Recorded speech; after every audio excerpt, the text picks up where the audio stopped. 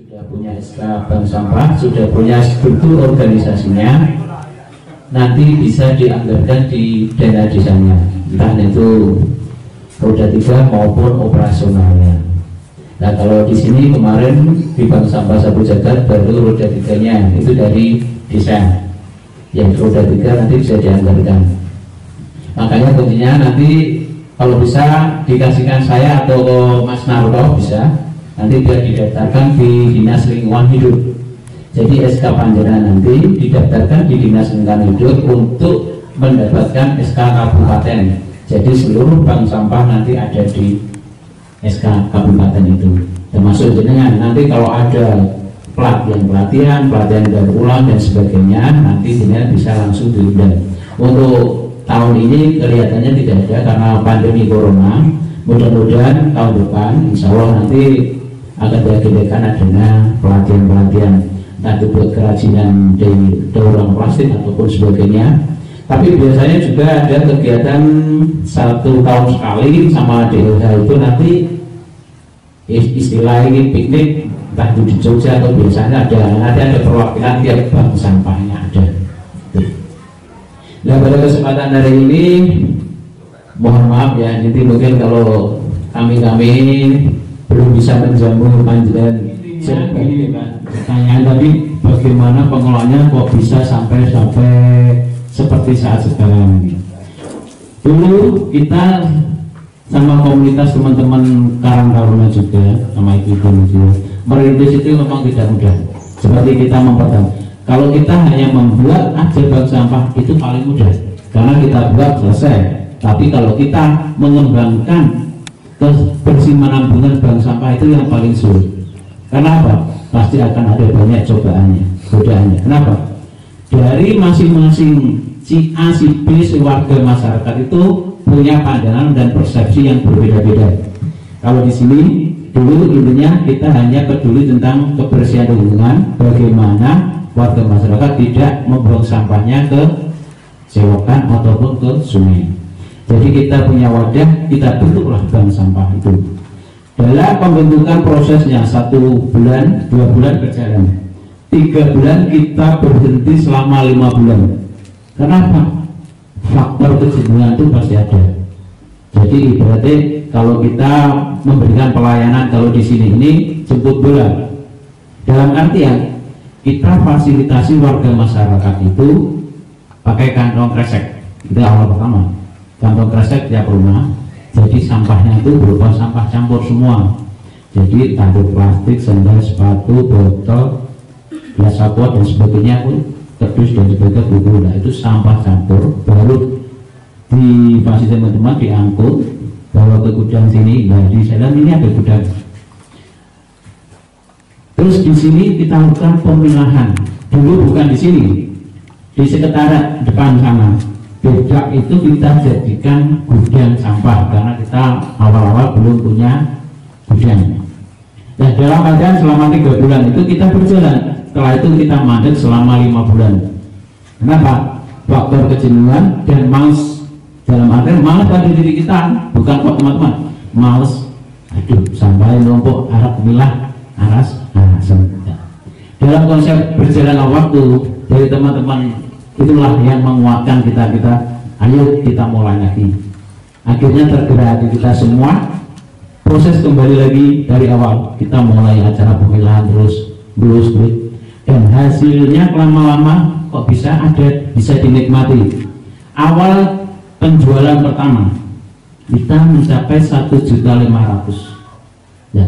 Jadi setelah kita proses pemilahan sampah, kita jual 1 bulannya, habis mandek tadi 5 bulan ya, itu kita bisa menjual sampah itu dapat uang itu 1.500.000. Dalam 1.500.000 itu adalah modal awal kita. Kenapa kok dikatakan modal awal? Modal awal kita karena pertama kali kita membutuhkan bank sampah itu kita tidak pakai modal sama sekali. Dalam artian semua warga masyarakat yang menabungkan sampahnya pertama kali itu menjadi hak pengurus bank sampah sebagai modal usaha berikutnya.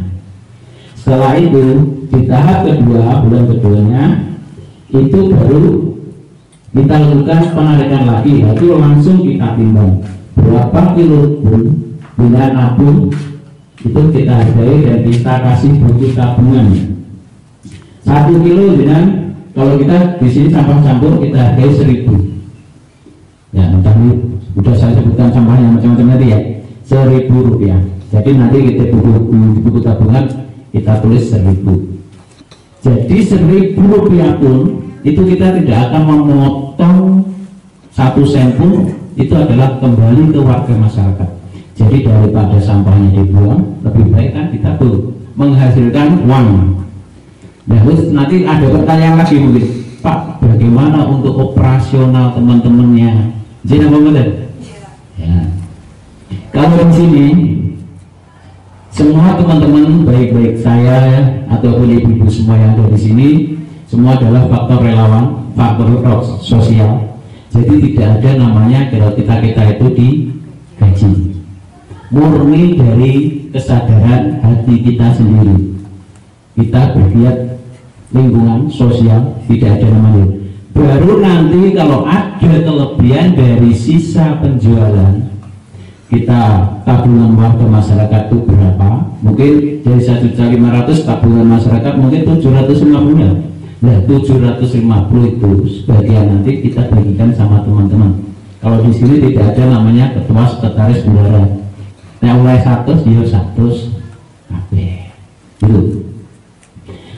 Seiring berjalannya waktu, lama kelamaan kita terbiasa, lama kelamaan halangan-halangan rintangan itu akan menyingkir tersendiri.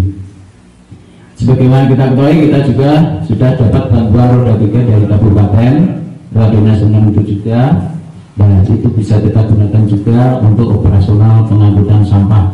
Bahkan kita tidak hanya satu RW, satu desa, ataupun dari teman-teman bank sampah di sekitar wilayah Magetan sini, itu kadang kita yang ngambilin.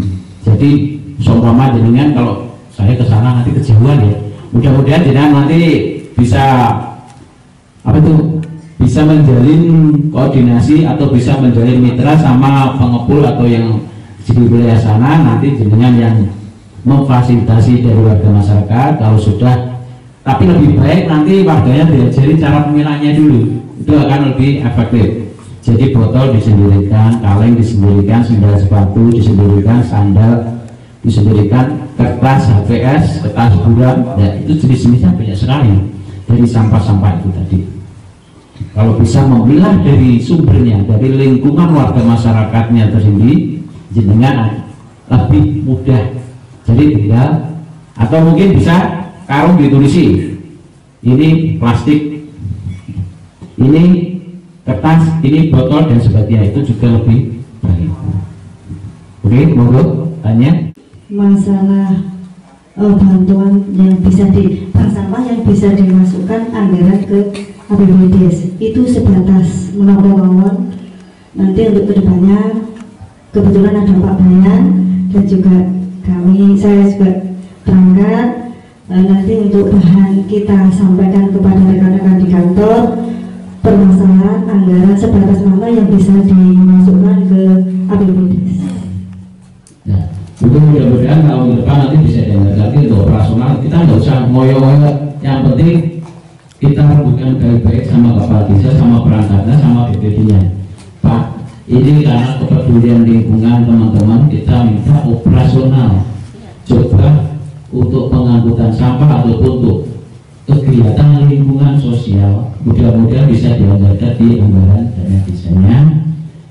Mungkin untuk buat lebih roda 3 ataupun operasional. Ya, mungkin kalau nanti minta operasional 10 juta, saya kira nanti kabar bisa matur ini seumpama nanti, tapi tidak langsung jenengan minta saat tahun ini harus direalisasikan tahun ini, tidak bisa gitu. Karena diberi ada aturannya tersendiri, sudah harus merubah PAK lagi nanti.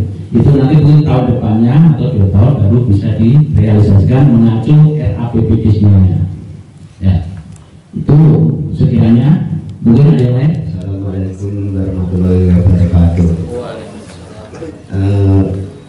Begini Pak, perkenalkan dulu, nama saya Pak Andi Suwarni. Saya dari AT 14 Desa Malang. yang ingin saya tanyakan. Untuk bank sampah ini mencakup begitu banyak program yang termasuk di lingkungan hidup. Yang pertama yang untuk saat ini sudah berjalan yaitu bank sampah, dan untuk yang kedua itu pembudidayaan kolam lele atau perikanan. Yang ketiga itu mengenai kelestarian hidup yaitu penghijauan. Yang ingin saya tanyakan saat ini mengenai program penghijauan yang bila mana mungkin di sini sudah bisa dilaksanakan atau mungkin sudah dilakukan dalam program ini.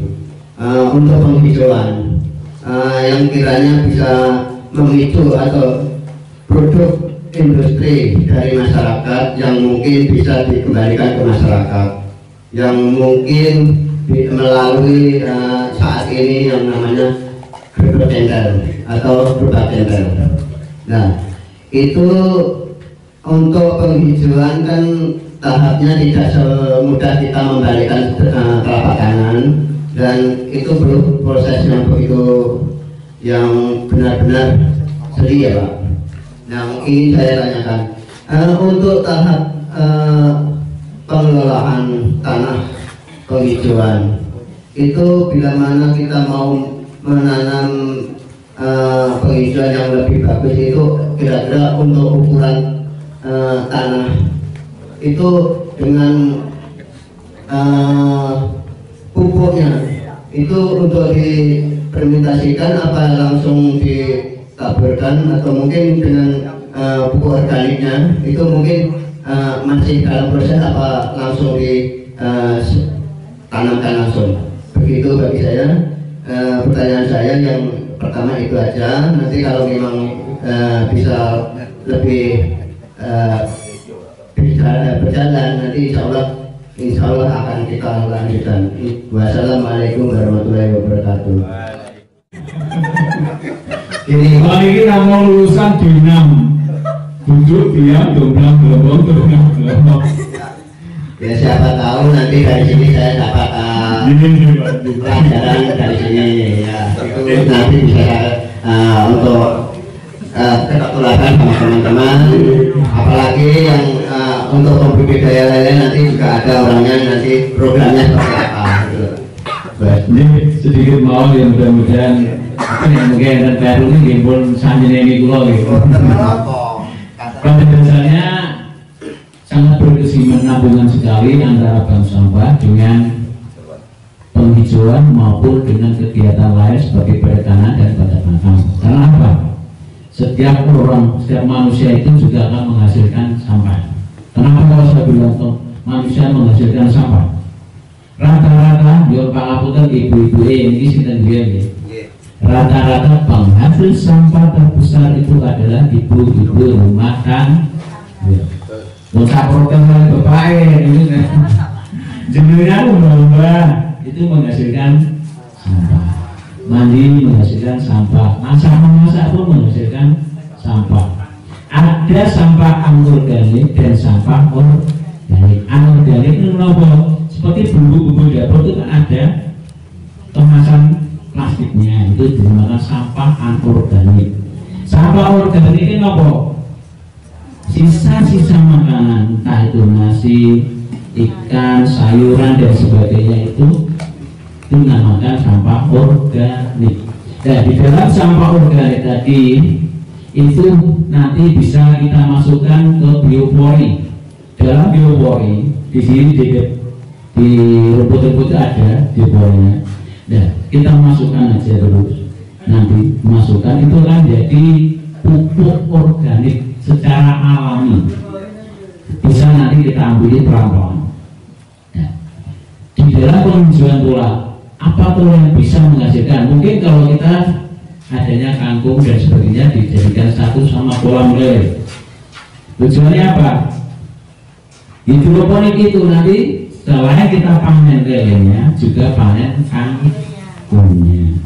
Nah, dalam hal itu mungkin kalau di depan lingkungan dengan di depan rumah per rumah disediakan, mungkin ada hiasan nanti pot dari ban, nanti kalau memang ingin belajar kita ajarkan, dan nanti bisa ditanami pepaya atau yang lainnya yang bisa menghasilkan. Jadi pepaya dengan beli bibit pepayanya, kalau nanti sudah berbuah, ditanam itu sudah berbuah, dikembalikan lagi ke warga masyarakat, hasilnya untuk kas Karang Taruna ataupun kas RT masing-masing juga bisa. Jadi apa? Sinergis terus. Jadi kita dapat pupuknya dari kotoran-kotoran jenengan, dari limbah-limbah sampah panjenengan anorganik tadi, organik tadi, seperti tadi dengan sayur-sayuran yang terpakai nanti untuk dibuat pupuk organik. Dan nanti di dalam pupuk organik ada teman kita nanti sebelum apa? Budak lah, budak sama. Ya di Bulukerto itu pupuk organik cair. Nanti kapan-kapan bisa saya hadirkan untuk membantu panjenengan bagaimana cara membuat pupuk organik cair. Jadi spesifikasi dari teman-teman di forum 3R atau bank sampah itu ada sendiri. Ini bidangnya tanaman, ini bidangnya persampahan, dan ini bidangnya pupuk organik, dan ini bidangnya anorganik. Ada sendiri. Dan di dalam konsep kita ke depan juga, serencana kita kemarin kalau tidak ada corona sudah keliling per desa di Kabupaten Magetan, acara sama. Kita sosialisasi bank sampah, kita adakan bersih-bersih bareng. Jadi satu desa personilnya nanti sekabupaten, tiap bank sampah nanti perwakilan berapa, nanti kita adakan sosialisasi. Itu rencana kita, berhubung kemarin ada corona, akhirnya kita tunda dulu. Ini mau terima kasih Pak Nur Pangapunten, terus saya sarjana pertanian.